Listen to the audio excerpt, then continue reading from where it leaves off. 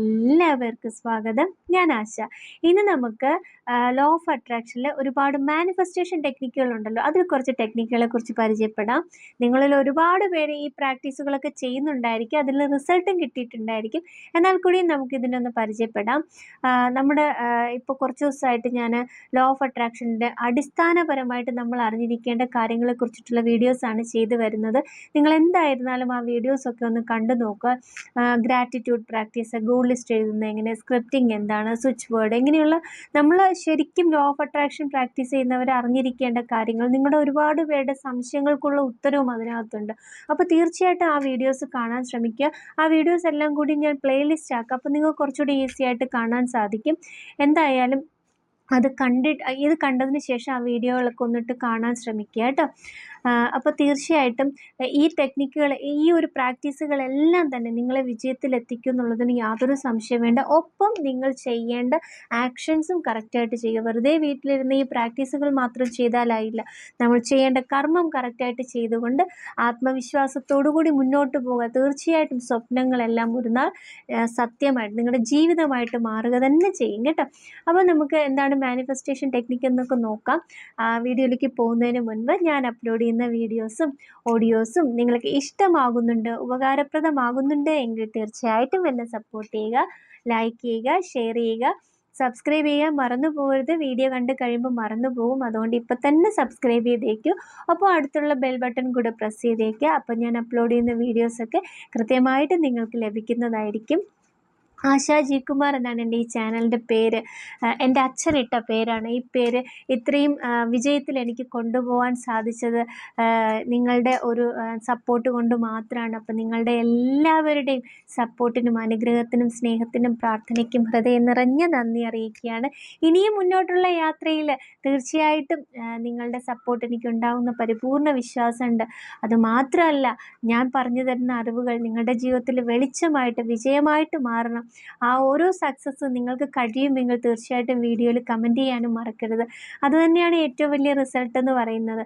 അത് കാണുമ്പോഴാണ് ഈ ഓരോ വീഡിയോയ്ക്കും ശരിക്കുള്ള മൂല്യം അനുഭവിക്കുന്നത് കേട്ടോ.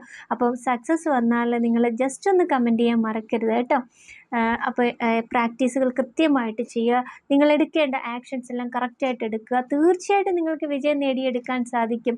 ഈ ലോകം മുഴുവൻ നിങ്ങളുടെ ലക്ഷ്യങ്ങൾക്ക് തടസ്സമായിട്ട് നിന്നാലും ആ ലക്ഷ്യങ്ങൾ അത്രയും ശക്തമാണെങ്കിൽ ഈ പ്രപഞ്ചം നിങ്ങളുടെ കൂടെ ഉണ്ടാകും.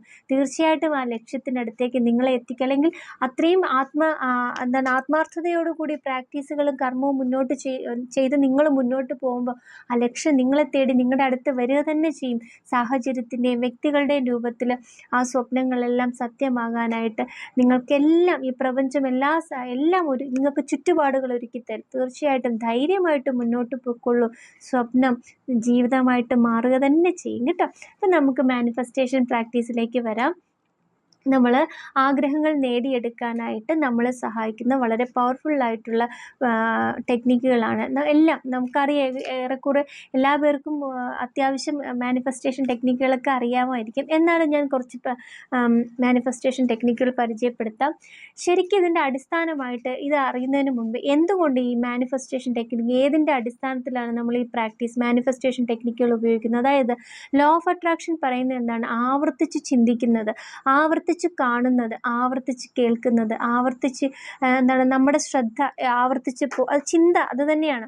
അങ്ങനെ വരുന്ന കാര്യങ്ങൾ നമ്മുടെ ജീവിതമായിട്ട് മാറും, അല്ലെങ്കിൽ ജീവിതത്തിലേക്ക് ആകർഷിക്കപ്പെടും എന്നുള്ളതാണ് ലോ ഓഫ് അട്രാക്ഷൻ്റെ അടിസ്ഥാനമായിട്ടുള്ള തത്വം എന്ന് പറയുന്നത്. അപ്പോൾ ഇതനുസരിച്ചാണ് പല മാനിഫെസ്റ്റേഷൻ ടെക്നിക്കുകളും നമ്മൾ പ്രാക്ടീസ് ചെയ്യുന്നത്. ഒരു ആഗ്രഹമുണ്ടെങ്കിൽ അത് നേടിയെടുക്കാൻ നമ്മളെ സഹായിക്കുന്ന മാനിഫെസ്റ്റേഷൻ ടെക്നിക്കുകൾ കൂടുതലും ആവർത്തിച്ച് കണ്ടുകൊണ്ട് നേടിയെടുക്കുക. വിഷൻ ബോർഡ് ആവർത്തിച്ച് എഴുതിക്കൊണ്ട് അല്ലെങ്കിൽ പറഞ്ഞുകൊണ്ട് നേടിയെടുക്കുക. പലതരത്തിലുള്ള സ്ക്രിപ്റ്റിംഗ് മെത്തേഡുകൾ, അല്ലെങ്കിൽ 55x5 ടെക്നിക്ക്, അങ്ങനെയുള്ള ടെക്നിക്കുകൾ. ഇനി നമുക്ക് ഓരോന്നായിട്ട് നോക്കാം. സ്ക്രിപ്റ്റിംഗ് അതായത് വളരെ മനോഹരമായിട്ട് നമ്മുടെ കഥ എഴുതിക്കൊണ്ട് ചിന്തയിൽ ആണ് അത് സ്വാധീനം ചെലുത്തുക. സ്ക്രിപ്റ്റിംഗ് എന്ന് പറയുമ്പോൾ നമ്മുടെ തന്നെ ആഗ്രഹം നമ്മൾ നേടിയെടുത്ത് കഴിഞ്ഞതിന് യൂണിവേഴ്സിനൊരു ഗ്രാറ്റിറ്റ്യൂഡ് എഴുതുന്ന രീതിയിലാണ് എഴുതുന്നത്. അപ്പോൾ ആ എഴുതുന്ന സമയത്ത് നമ്മൾ എഴുതുന്ന കാര്യങ്ങൾ ഒരു കഥ പോലെ നമ്മുടെ മനസ്സിൽ അതിങ്ങനെ ചലിച്ചുകൊണ്ടേയിരിക്കും. അപ്പോൾ അത് നമ്മുടെ മാനിഫെസ്റ്റേഷനെ സഹായിക്കും. അപ്പോൾ സ്ക്രിപ്റ്റിങ് എഴുതുക മാത്രമല്ല, എന്നും വായിക്കുകയും കൂടെ ചെയ്യും. എന്നെന്ന് പറഞ്ഞാൽ കുറച്ച് നാളത്തെ ഒരു 2-3 എഴുതി ഒരു 2 ആഴ്ചയെങ്കിലും രാവിലെയും രാത്രിയും നിങ്ങളത് മനോഹരമായിട്ട് വായിക്കുക. വായിച്ചതിന് ശേഷം ഈ എഴുതിയ കാര്യങ്ങളെല്ലാം ഒരു കഥ പോലെ നിങ്ങളുടെ മനസ്സിൽ ഇങ്ങനെ അത് വിഷ്വലൈസേഷൻ ചെയ്യുക. അതുകൊണ്ട് തന്നെ ആവർത്തിച്ച് കാണുന്നത്, ചിന്തിക്കുന്നത്, അത് രണ്ടും അതിനകത്ത് വരും. ആവർത്തിച്ച് ഒരു സിനിമാ കഥ പോലെ കണ്ണിൽ കാണുന്നു, ഒപ്പം നിങ്ങളത് ചിന്തിക്കുകയാണ്. ചിന്തിച്ചിട്ടാണ് നിങ്ങളത് വിഷ്വലൈസേഷൻ കൊടുക്കുന്നത്. ആവർത്തിച്ച് ചിന്തിക്കുന്നത് ജീവിതമായിട്ട് മാറും. ഇനി ആവർത്തിച്ച് കാണുന്നത് അത് നമ്മുടെ ജീവിതത്തിലേക്ക് ആകർഷിക്കപ്പെടും. അതിനാണ് വിഷൻ ബോർഡ് എന്ന് പറയുന്ന മാനിഫെസ്റ്റേഷൻ ടെക്നിക്ക് നമ്മൾ യൂസ് ചെയ്യുന്നത് കൂടുതൽ. നിങ്ങൾക്കറിയാം, വിഷൻ ബോർഡിനെ കുറിച്ചിട്ട് ഞാൻ വീഡിയോസ് ചെയ്തിട്ടുണ്ട്. അതായത് നമ്മുടെ ആഗ്രഹങ്ങൾക്ക് സമാനമായിട്ടുള്ള പിക്ചേഴ്സ് നമ്മൾ ആ ചാർട്ട് പേപ്പറിനകത്ത് ഒട്ടിച്ചുകൊണ്ട് നമ്മളെന്നും നമ്മുടെ ശ്രദ്ധ അല്ലെങ്കിൽ നമ്മളുടെ കണ്ണുകൾ ആ പിക്ചർ കണ്ട് കണ്ട് കണ്ട് കണ്ട് കണ്ട് അതിന് സമാനമായിട്ടുള്ള ജീവിതത്തെ നമ്മളിലേക്ക് ആകർഷിക്കുന്ന ഒരു പ്രാക്ടീസാണ് വിഷൻ ബോർഡ് പ്രാക്ടീസ് എന്ന് പറയുന്നത്. ഇത് ചാർട്ട് പേപ്പറിൽ ഭിത്തിയിൽ മാത്രമല്ല ഒട്ടിക്കുന്നത്, നിങ്ങൾക്ക് വാൾപേപ്പറിൽ സെറ്റ് ചെയ്യാനും സാധിക്കും. അതായത് ആഗ്രഹമുള്ള നേടിയെടുക്കേണ്ട ആഗ്രഹത്തിന് സമാനമായിട്ടുള്ള ഒരു കാഴ്ച അല്ലെങ്കിൽ ഒരു ചിത്രം ആവർത്തിച്ച് കണ്ട് നമ്മളിലേക്ക് അത് ആകർഷിച്ചെടുക്കുന്നു. ഓക്കെ, നിങ്ങൾ ഒരുപാട് പേർക്കറിയാം, വിദേശ യാത്രയ്ക്കൊക്കെ ആഗ്രഹിച്ചിരുന്നവർ, ഞാൻ തന്നെ സക്സസ് സ്റ്റോറീസ് ഇട്ടിട്ടുണ്ട്, അവർ വിഷൻ ബോർഡ് അവരെ നല്ലോണം സഹായിച്ചിട്ടുണ്ടെന്നുള്ളത്. അപ്പോൾ അത് നിങ്ങൾ ആ വീഡിയോ ഒന്ന്, ഞാൻ വിഷൻ ബോർഡ് എങ്ങനെ തയ്യാറാക്കും എന്നുള്ള വീഡിയോ ചെയ്തിട്ട് അതൊക്കെ ഒന്ന് കണ്ടു നോക്കൂ. അപ്പോൾ അങ്ങനെ നിങ്ങൾക്ക് നിങ്ങളുടെ ആഗ്രഹങ്ങളെല്ലാം വിഷൻ ബോർഡിൽ ഒട്ടിച്ച് വയ്ക്കുന്നത് എല്ലാ വർഷവും ആ വർഷത്തിൻ്റെ തുടക്കത്തിൽ അല്ലെങ്കിൽ പകുതിയിൽ വെച്ച് ചെയ്തു എന്നുകൊണ്ട് കുഴപ്പമൊന്നുമില്ല. നമ്മൾ എപ്പോഴാണോ ഇതിനെക്കുറിച്ച് മനസ്സിലാക്കുന്നത് അന്നേരം വിഷൻ ബോർഡ് സെറ്റ് ചെയ്യാൻ ശ്രമിക്കുക. അത് രാവിലെ നമ്മൾ എഴുന്നേറ്റ് ഉടനെ കാണുന്ന ഭിത്തിയിൽ ഒട്ടിക്കുന്നതാണ് ഏറ്റവും നല്ലത്.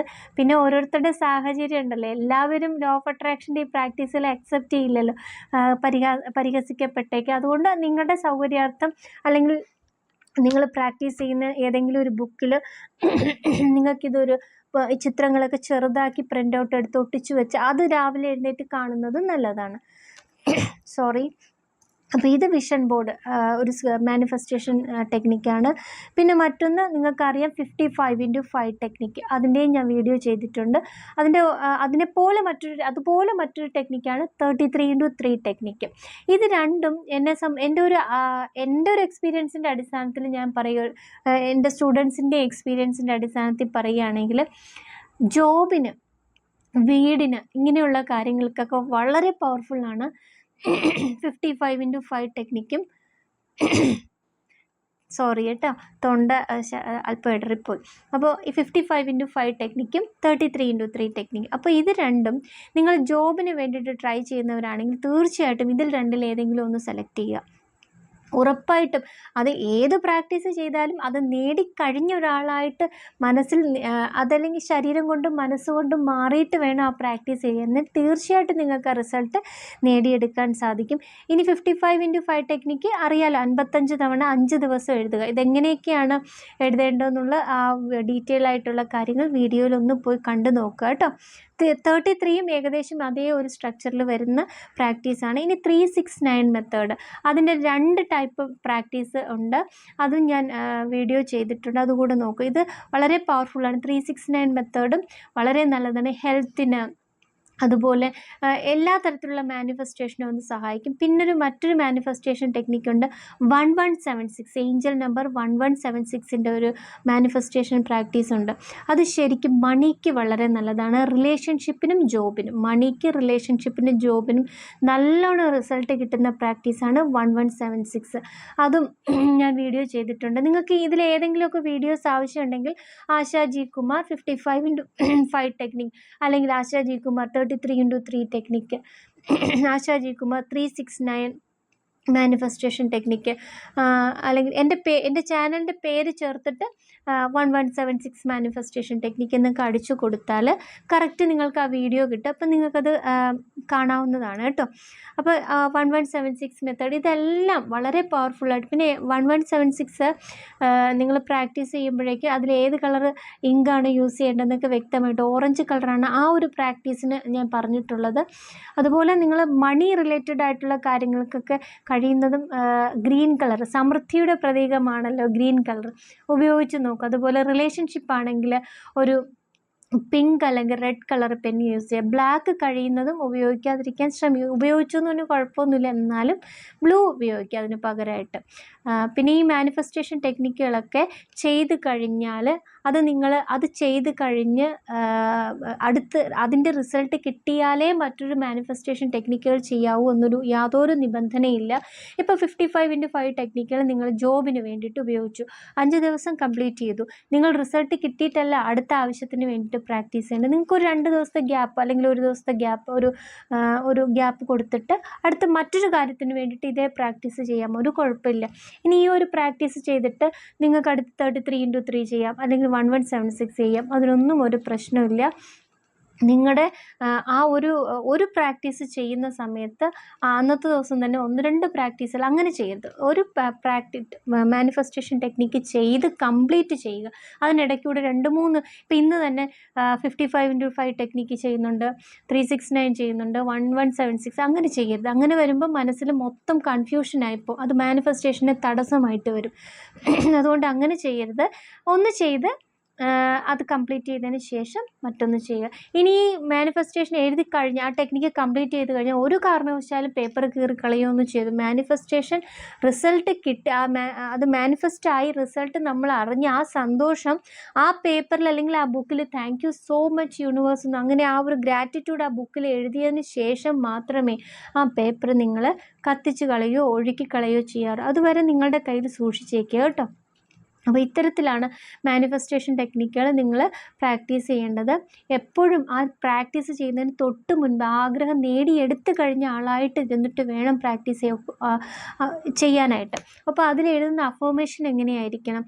നിങ്ങൾ ആഗ്രഹം നേടിയെടുത്ത് കഴിഞ്ഞു എന്നുള്ള രീതിയിലായിരിക്കണം എഴുതേണ്ടത്. നമ്മൾ ഗോൾ ലിസ്റ്റിൽ എഴുതില്ലേ, അതേ സെൻറ്റൻസ് മതി ഇതിനകത്ത് എഴുതാൻ. ഇപ്പം ഞാൻ ആഗ്രഹിച്ചതുപോലൊരു വീട് എനിക്ക് സ്വന്തമാക്കാൻ സാധിച്ചതിന് നന്ദി, എൻ്റെ പ്രതിമാസ വരുമാനം 1,00,000 രൂപയായതിന് നന്ദി, അല്ലെങ്കിൽ പ്രതിമാസ വരുമാനം 1,00,000 രൂപയായിരിക്കുന്നു അല്ലെങ്കിൽ ഞാൻ ഓരോ മാസവും 1,00,000 രൂപ സമ്പാദിക്കുന്നു, അങ്ങനെ എഴുതാം. നിങ്ങളുടെ ഇഷ്ടത്തിനനുസരിച്ച് സെൻറ്റൻസുകൾ എഴുതാം. പക്ഷേ ഉറച്ച സ്വരത്തിൽ, ഞാനിപ്പോൾ വളരെ സ്ലോ ആയിട്ട് ഇങ്ങനെ പറയാൻ വേണ്ടി മാത്രം, പക്ഷെ നിങ്ങൾ പറയുമ്പോൾ അത് ഉറച്ച സ്വരത്തിൽ അതെനിക്ക് കിട്ടി എന്നുള്ള ഒരു നിങ്ങൾ തന്നെ ഉറയ്ക്കുന്ന രീതിയിൽ വേണം അത് പറയുകയും എഴുതുകയും ചെയ്യാൻ കേട്ടോ.